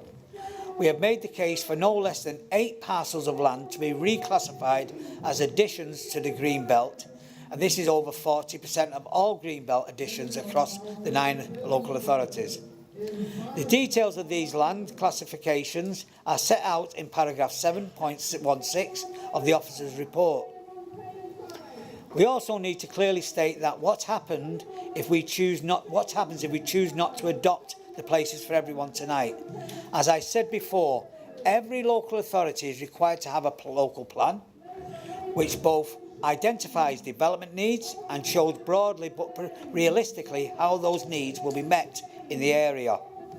If no such plan is available or details of a plan are considered unsafe, the consequences can be severe. There is a very real threat that our Greenbelt and designated employment sites will be left to the mercy of the developers by appeal. Where developers take advantage of the lack of clarity to push new sites through before they're built on the existing permissible ones. To give you an example of what this could look like, we only need to glance over to our neighbours in Stockport. Since they pulled out of the Places for Everyone plan in 2020, they have had a number of attempts to block developments in green spaces in their borough overridden by appeal. Most recently, this included 200-home development on Mersfield near Hazel Grove. There has also been strong signs that the Department of Housing, Local Government and Communities is gearing up to take more interventionist approach to local authorities that cannot or will not get their house in order. I have no intention of allowing Tameside to fall victim of such a development free-for-all, and adopting this plan is by far the simple and most effective way of protecting our Greenbelt and ourselves. The importance of Places for Everyone to the future of the borough and the city region cannot be overestimated. As well as lying in the back and lying out in black and white our ambitions for local housing and economic growth, it also forms a cornerstone in a wide suite of policies and strategies that will drive Tameside and Greater Manchester forward for the next 15 years. These include, but are not by no means limited to, the Greater Manchester Transport Strategy 2040, the Net Zero 2038, the Greater Manchester Strategy 2131. It ensures that Tameside has both an up-to-date plan and clearly defined housing targets. While it includes a limited release of Greenbelt land, I firmly believe that the benefits are worth the trade-off. With the successful adoption of the plan, we will be in a strong position to protect our employment sites, our green spaces, fight back against unwanted development and set ourselves on a road to both the net zero and a better quality of life for our residents. Adopting the plan here tonight also sets a clear message that devolution, putting power and funding into the hands of the people best placed to make the decisions is for their local areas. Isn't just about abstract theory, it has to be real, positive, impactful on every person that lives, works and does business in or visits our city region. I support the adoption of the Places for Everyone, and I encourage you all to do likewise to usher in a new era of inclusive growth and sustainability and prosperity for Tameside. Move that, Chair. Thank you. Is that seconded? Yep.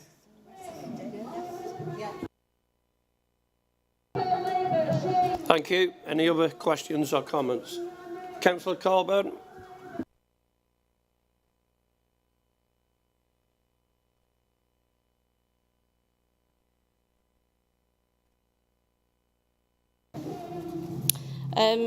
With regards to the adoption of Places for Everyone plan, Oldham Council took advantage of the government's brownfield funding and therefore will be able to build and renovate homes in and around Oldham town centre of all shapes and sizes and different council tax bands. Plus, only recently, I understand Stockport Council has agreed that it will progress a brownfield-only plan.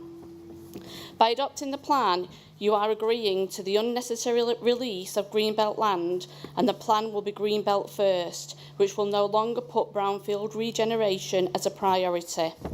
The plan contradicts itself in many places.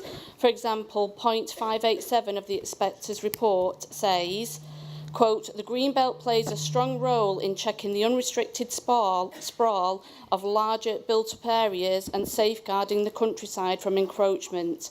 The harm to the Greenbelt in these respects would be high," unquote.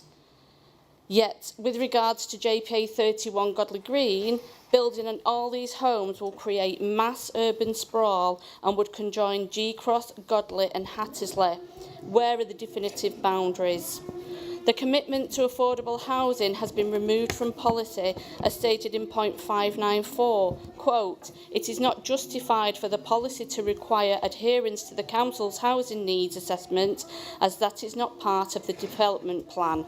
Unquote. Census 2021 told us that the available brownfield land supply significantly exceeds need, without any requirement to release the Greenbelt. In July 22, I said at full council that the Office for National Statistics will use the census data to recalibrate their household projections, and hopefully this information will lead to a long-awaited change to the source data required by the government's standard methodology. Get my teeth in, which is clearly resulting in local authorities sacrificing vital Greenbelt land that government states has great importance to in the national planning policy framework, that I will quote, "The government attaches significant importance to Greenbelts. The fundamental aim of Greenbelt policy is to prevent urban sprawl by keeping land permanently open. The essential characteristics of Greenbelts are their openness and their permanence. And I ask the Council that they need to relook at these figures again and use a brownfield site first policy." The plan has ignored advice from ecology and habitat experts and has allocated sites that contain irreplaceable habitats, sites of biological importance and sites of special scientific interest. The plans will damage habitats and species, the conservation of which is a requirement of the Natural Environment and Rural Communities Act of 2006. In February 2020, Tameside Council declared a climate emergency and its ambitions in relation to carbon neutrality. It will significantly reduce opportunities for climate mitigation and nature's recovery, will impact food production by local farming communities. By adopting the plan, we are not looking after our future generations by concreting over green fields and killing and misplacing wildlife. If councillors vote for this plan, it will be in the knowledge that many of their constituents do not agree with the proposals. Residents, particularly my residents in Godley, feel badly let down by Tameside Council for supporting this plan, as their views and objections have not been respected.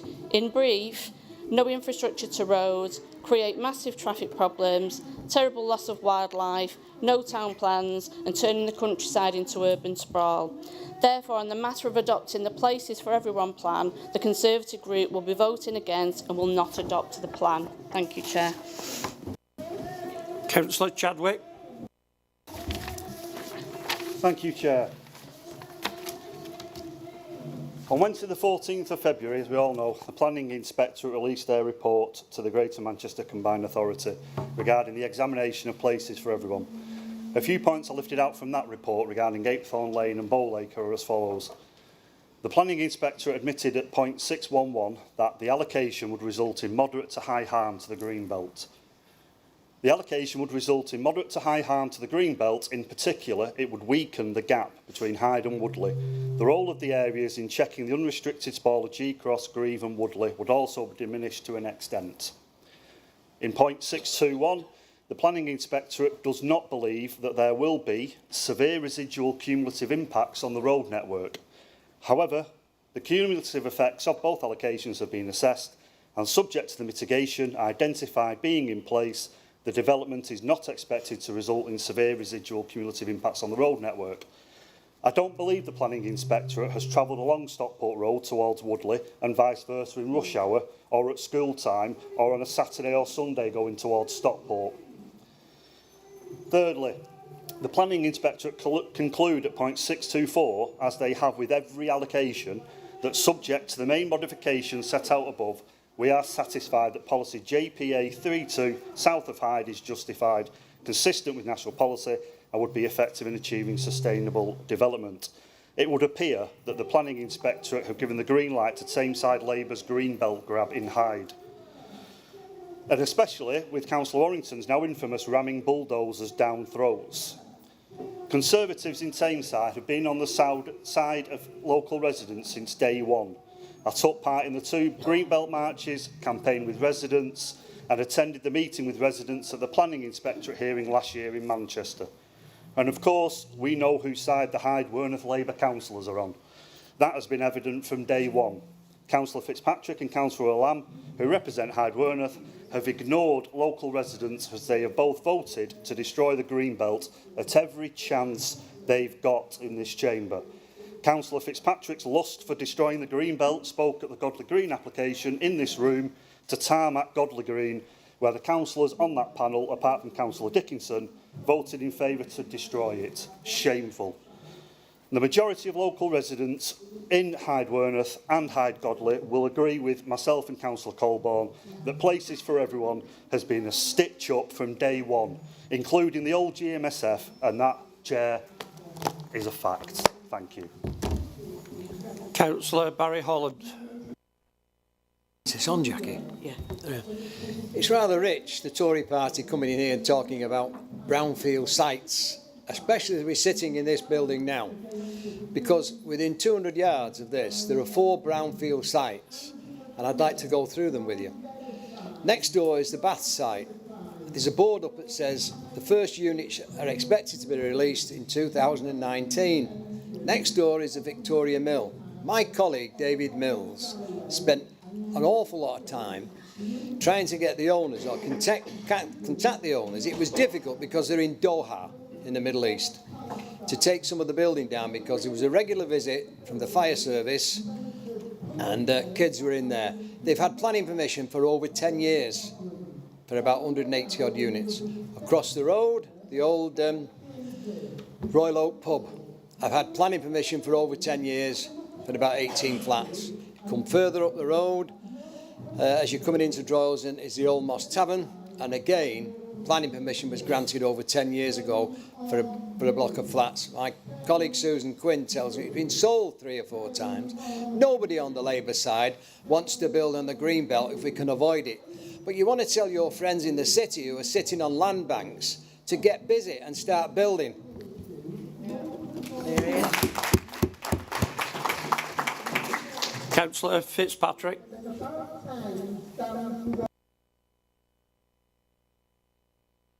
Interesting that Councillor Chadwick says that I voted every single time to build on Greenbelt. I don't know how many votes we've had in this chamber, Chair, but the last vote we had on the Spaces for Everyone, Councillor Chadwick, in a name vote, voted for it.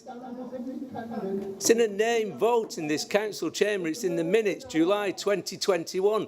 Councillor Chadwick in favour of Spaces for Everyone. So I don't know why he's saying that I'm voting on every opportunity to build everywhere. It's just not true, Councillor Chadwick. But I get used to that. He's constantly saying things about me that just aren't true. What is true is that I did go to the planning committee to speak in favour of Godley Green. It's a marvellous opportunity to build houses for the whole of Tameside. Unfortunately, he wasn't there. But then I get used to that at planning. I recently went to a planning meeting to oppose a development on Berkeley Crescent, Councillor Chadwick never turned up. He wasn't there for that one either. Where he was recently, he was at the North West Link Housing Conference on the 6th of February at Bridgewater. Now, the reason I raise that, Chair, because the main keynote speaker at that was Lee Rowley. Now, Lee Rowley is a housing minister. Lee Rowley gave a keynote speech there. I'm not sure what he actually said on there, but I've no doubt that Councillor Colburn and Councillor Chadwick can tell us what he said. But what I do know, last week, Lee Rowley visited the Ebbsfleet Garden Village down in Kent. 4,000 houses being built down there. And what he said was, as part of our long-term plan for housing, we want to help more people achieve the dream of home ownership at garden cities like Ebbsfleet and are giving more people that opportunity. Now, this is the Tory housing minister who's telling us he wants more garden cities like Ebbsfleet. So when that planning application came to Speaker's panel, it had to go to the Secretary of State for approval.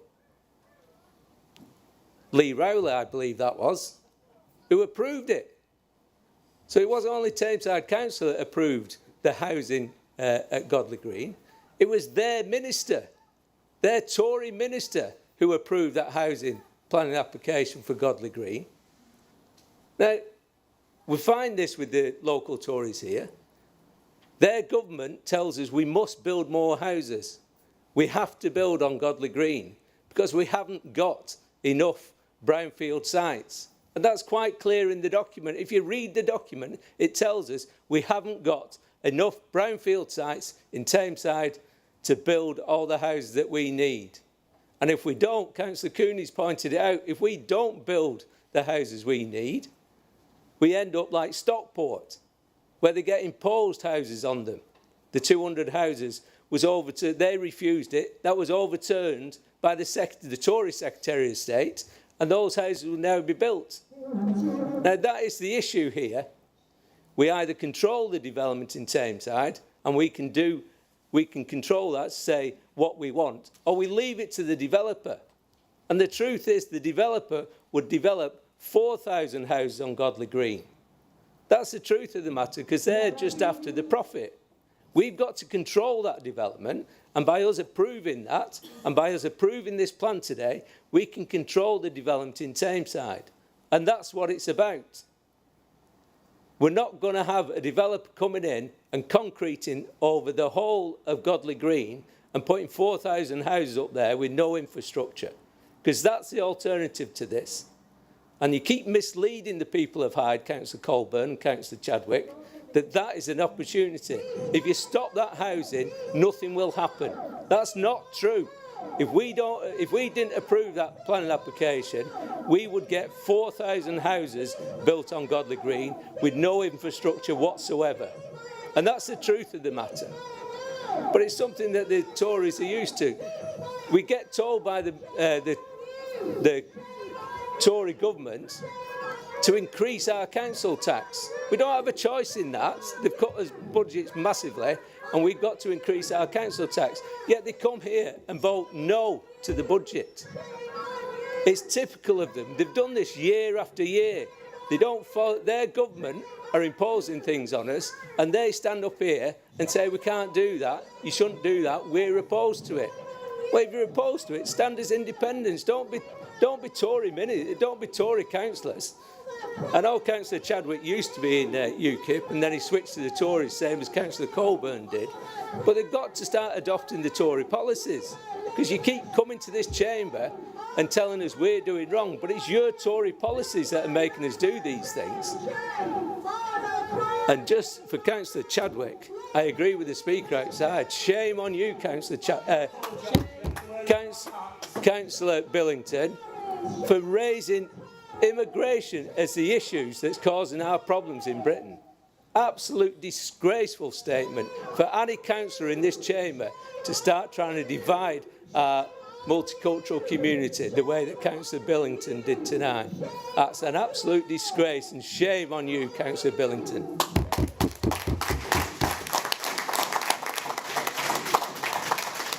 Councillor Billington. Well, that was a good speech from Tameside's answer to Joe Biden.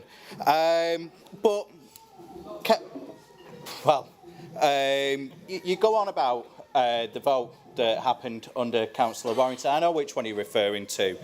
And that vote that you're referring to was to vote to put the Greater Manchester Spatial Framework, as it was known then, for it to go out to consultation. That was confirmed by the Borough Solicitor at that time when we took that vote. I know your mind's a bit foggy because you've had a year out, but hopefully come May, might be having a couple of more years out.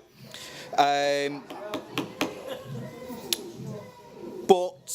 just want to say that you talk about other areas. As councillors, you know, the Conservative group, we look at Tameside. We are focused on delivering for Tameside and for our areas. We don't care what goes on in Kent or somewhere else.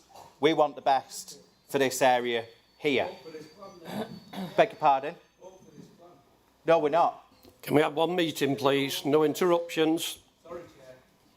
But you also state as well about Councillor Chadwick not being at the planning meeting for Godley Green. It's not in his ward, it's in the Godley ward. And opposition is limited in these debates. As you fully well know, you know, the people who are representing these groups don't get plenty of time to make their representation. So it's not exactly fair, is it? So Councillor Chadwick would give his time to make sure that those groups, like Save Tameside Greenbelt, get the time that they need to make the representations that they've worked and prepared for. So I just think, you know, Jim, you might have aspirations elsewhere, but, you know, we're focused on Tameside. I'm focused on Staler Bridge. I know Phil and Andrea are focused for Hyde as well. So perhaps you need to concentrate on your own ward. Thank you. Thank you. As there's no other speakers, do you wish to sum up? Am I on? Yeah. I just clarify, I'm not going to go into great details and some of the stuff, but certainly the inspectors concluded that the existing land supply, of which 80% is brownfield, is not enough to provide sufficient housing in Greater Manchester. You know, do we do brownfield? Do we do enough on brownfield? Well, if you see the minutes of the combined authority, we've just put we've spent 150 million on housing developments on brownfield sites. So yes, it will be brownfield sites first. That's the reality of it, and it moves further. Now, the reason why, and this is my view, the reason why you all supported it, other than Councillor Patrick, was that you thought it was going to go to your minister, and that minister would reject it. That's the reality of it. Now, it did go to the minister very quickly after it went to planning. We were shocked. He got it back to us within 7 days, saying carry on. Now, you can go on about all the stuff that we want, and it's Labour that want this, right? There's a letter here. I'll tell you who it's from, actually, but I'll read a point in it, then we'll say, I recognise the importance of the Emerging Places for Everyone joint plan in driving forward regional growth ambitions, which remain central to the devolution trailblazer. I am grateful for the work by the dedication of the authorities involved, all 9 of them, and I recognise that it has not always been a straightforward process to get the plan to this stage. The government is dedicated to a plan-led system, as you are aware, so I am pleased and you continue to progress, most recently in taking forward the main modifications of the consultation. This is an essential step in ensuring that housing requirements are planned for appropriately and in line with local need, whilst making the best use of land and creating well-designed and attractive places to live. And he ends the letter, I hope that the 9 Greater Manchester authorities continue to progress the joint plan towards adoption. And thank you once again. Michael Gove, Sure, the Minister. He's wrote to us. Your Minister, is saying well done, Greater Manchester, well done, Tameside. Your Minister, the one that you would have thought that was going to say no. Listen, this plan was never going ahead unless the Tory Minister agreed it. That's the reality of it. It was never going ahead. And he did agree it within 7 days. And then he wrote to us, sorry, Chair, for not looking at you, and then he wrote to us, thanking us and saying you're doing the right thing. So we can go on about all this and infrastructures and everything else. Your government are leading on Godley Green, and we're supporting them.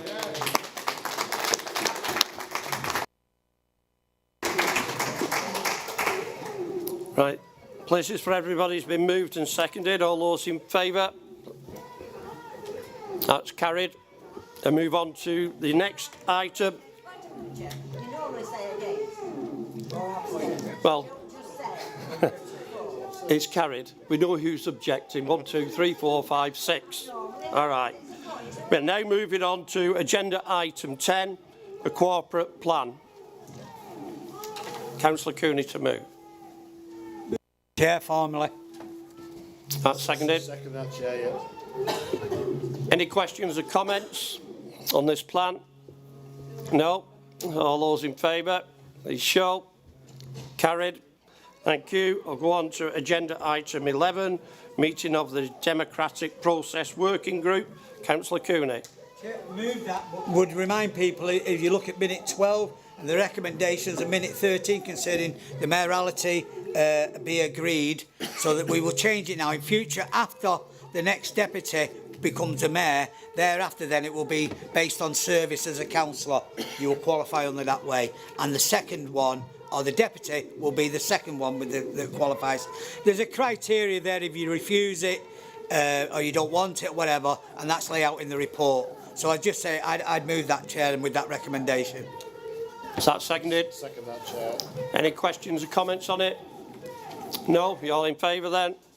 Thank you. We'll move on to agenda item 12, the mayoralty. Councillor Cooney. Councillor Betty Affleck be nominated as the civic mayor for the 24-25 municipal year at the annual council. Is that seconded? Second that, Chair. Any more nominations? All those in favour then? Please show. Thank you. Congratulations, Betty.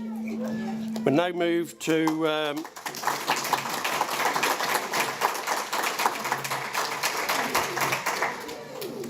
we'll now move to the mayor, deputy mayor. Yeah, Chair, I'm just as proud, and we should have said it, that Betty's going to be the mayor, that Laura Boyle, a Drolsden councillor, will be the deputy mayor, nominated for election as deputy mayor for the 24-25 municipal year at the annual meeting, Chair. Nominations? No? Oh, second it, sorry. Any other nominations? No? All in favour? Congratulations.